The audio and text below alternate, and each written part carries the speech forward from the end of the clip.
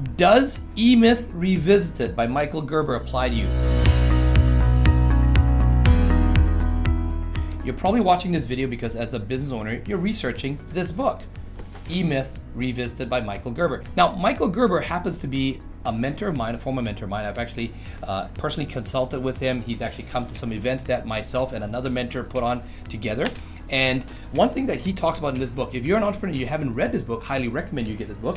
I also do know that if you book a meeting with Josh Spurrell here, the founder of Spurrell and Associates, my business partner, my fractional CFO and CPA as well too, and Spurrell and Associates, Josh is Canada's most sought after CPA and most sought after fractional CFO.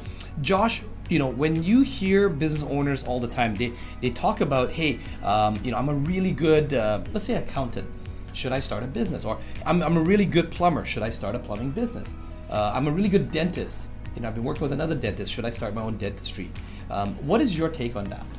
Well, you would think, common sense would tell you that, okay, if I'm a good plumber, if I'm a good accountant, I'll be good at running a plumbing business or an accounting business. But really, there's no indication at all that that's the truth. Right. When you study successful entrepreneurs tend to succeed in whatever industry that they're in. Elon Musk goes from PayPal to launching rockets to Tesla, yeah, right? To the Boring Company, right? Those businesses almost have nothing to do with each other. So it's nothing to do with being a specialist in something and then wanting to do a business with it, which actually Michael Gerber talks about as the entrepreneurial seizure. That's right. I mean, and there's actually cold hard stats on this, not just the anecdotal, what you can see on how successful business owners, like serial entrepreneurs, if you will. I believe it's they sell 90% more. They generate 90% more sales than the average entrepreneur. Right. So it really has very little to do with it, right? As I guarantee you, if you put Elon Musk in charge of a local plumbing contractor, they would be the top plumbing contractor in that town. Right. That's just how it works, right? Yeah, you put a Bezos in, a restaurant, he's going to make it succeed. That's right. But meanwhile, if you put the best HVAC, technician in that plumbing business, it might not become the best plumbing business in that town. Yeah.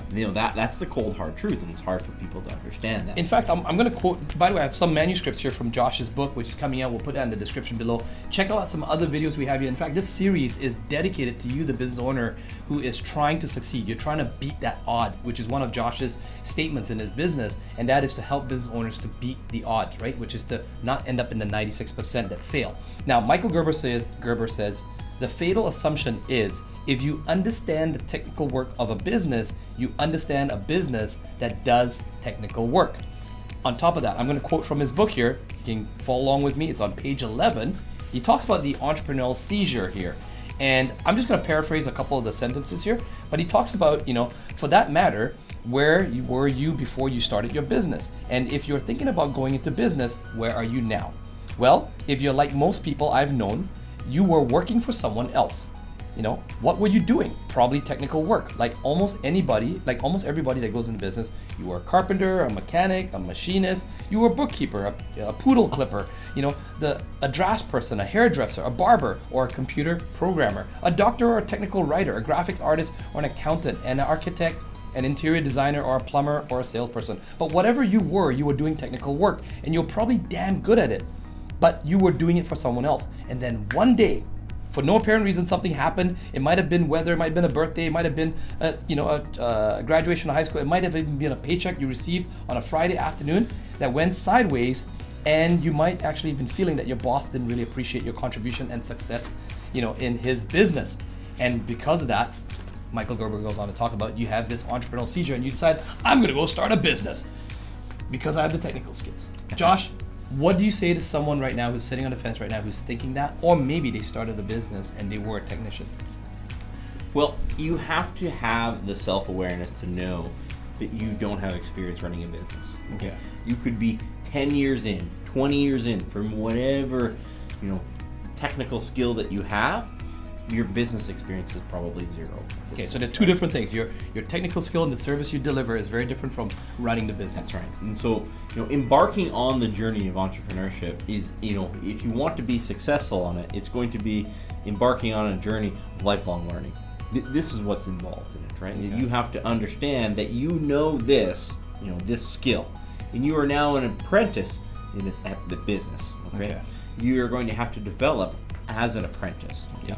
That's going to take some time. Yeah. And it's not going to be days. It's not going to be weeks. It's going to be years, right? Okay. So if you're not willing to invest in that, you probably shouldn't start to begin with, right? Because you can become an even better electrician, an even better dentist, an even better accountant. But if you're not willing to increase your business acumen, you're just not going to get there. Yeah. In fact, Josh, you talk about this in some of the other videos that we have up here. I'll post the descriptions, the specific links in the description below as well too, about how we as business owners already, we're working 60, 80 hours a week, 6 days a week. Don't work 7. We got another video on that one as well too. And first of all, we got to pay the bills, so we got to do the actual work, the technician work. But then there's that other time that you need to do the other things. The other videos we got up here, how to hire, for example, HR.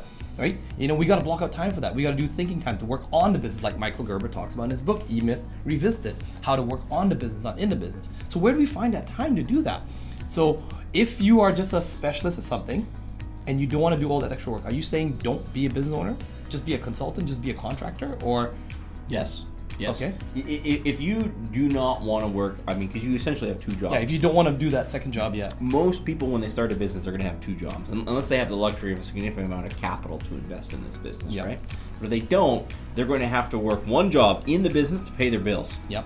They're going to have to work another job to work on their business, and that includes increasing the business acumen of that business owner, right? And if you're not willing to do both, you probably should not do either. And is there a way to fast forward that, the business acumen, like getting a mentor, being part of a mastermind, attending courses, reading books? What would you suggest? We put on our Business Bootcamp just for that purpose, right? For business owners only. It was 8 hours of all of the stuff that we say they didn't teach you in business school, even if you didn't go.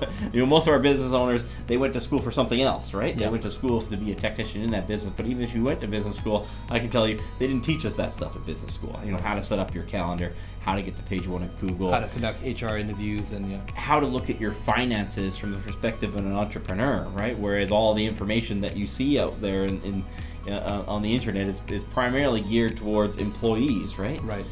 You can watch our friend Dave Ramsey or something like that, right? But it's really geared towards someone who's an employee, not for an entrepreneur. Yes. Okay? So we go through all of those things in our book, in our course. Yes. We have the book available for business owners, and you hit it on the head, getting a mentor. Okay. Yeah. Most people, though, the odds that someone who's created a 7-figure business are 1 in 5,000. It's like knowing someone who plays Major League Baseball or plays in the NHL. It's about roughly the same odds. You might have someone in your life, in which case you're lucky, right? Yeah. You're even more lucky if they're willing to help you too, because chances are that person's they're busy, and right? What value are you adding to them, right? You probably most likely have to pay them or give some sort of value to them in order to get the information from them. Yes, but finding a mentor is probably the single biggest shortcut, if there is. When I say shortcut, I mean more. It's still going to take you 10 years, but it won't take you forever. Well, I know, Josh. In the interviews that we and the meetings that we do with the CPA clients or the fractional CFO clients, you don't just offer those services. You offer business consulting services. We've helped companies to buy and sell. We've helped companies to scale their marketing. We've helped business owners to write out their business plans. So it's not just accounting that you do with them. It's not just financial planning you do with them. You do business planning with them, and you mentor a lot of the business owners. Am I correct? That's right. That's what we've done. But that's because you also have a mentor as well too. And, those who sell it should also purchase it, right? Right. If they actually truly believe in it, they should also purchase it as well, right? Yeah. And so it will help you keep focused, because ultimately, I learned this as an accountant, where it's really easy for me to get the tax bill to zero if that person's not making any money. It doesn't take a lot of genius to get that tax bill to zero, right? Yeah. That's not the primary problem. When 42% of the customers that we have, they're struggling in their business because they can't find enough customers of their own, right? And so if we don't know how to address that problem, the idea of tax and cash flow becomes irrelevant, because nothing happens unless someone sells something, right? Correct. So we really have to drill into that first, right? But Michael Gerber, he says, does this apply to me? Am I starting a business because I'm good in this field, right? It's a totally different thing than I'm good at running businesses, right? experienced entrepreneurs will often go into fields that they're not even interested in, right? Correct, yeah. Not something I would recommend for a rookie entrepreneur, someone who hasn't built a successful business first. But experienced entrepreneurs will go from one business to the next, executing the same processes. They're going to find customers the same way.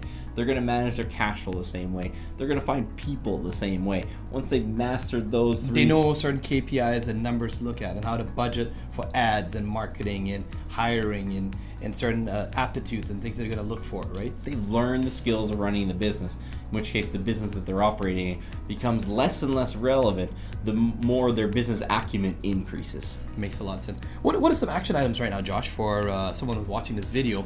I know you put on, you give a 2-hour consultation for people who are looking, especially Canadian business owners, just as an entry level getting in for CPA services. But maybe if someone wants to consult with you about business, they want to grow and scale their business, what's some action items, that you would give to them? I mean, single best thing, like and subscribe to the channel. We've got, probably at this point 200 videos out there, for free. Yeah. The Business Bootcamp that we have is tremendous value. It sells maybe out. we'll put our contact details. Go to Josh's website, go to the Spurrell and Associates website, check out when our next Business Bootcamp is happening. Come and see us in person, that could be one, or maybe book an appointment with Josh as well too, right? You might be talking with me or Josh at the same time too. And then find someone, you're likely going to have to pay them. If you're not one of the 1 in 5,000, if you don't know one of the 1 in 5,000 personally, you're going to have to pay them. Make sure that they are the real thing, not a pretender. Right. You mentioned in another video of yours, which we released on the channel. I think it's video number 3 That's in the right. series, where they have to have how many? What's the 5 employees, right? Yeah. Is this someone who has 5 employees? You can actually find it online, or is this someone who just talks a lot about business? Yeah, right? and has a course, on how to run a business, but they don't have any employees. They don't have an actual office. They've not been around for 10 right. years. So you want to hire them or people who work for them because they're getting the same message, relayed to you. Yep. That's how to win. Gotcha. Well, if you found this video helpful and informative, do check out the entire series. Comment below. Both Josh and myself will be replying to your comments and questions. Perhaps if your question is good enough, we may even feature it in the next video, and we may even pin it to the very top. With that, we'll see you in the next video.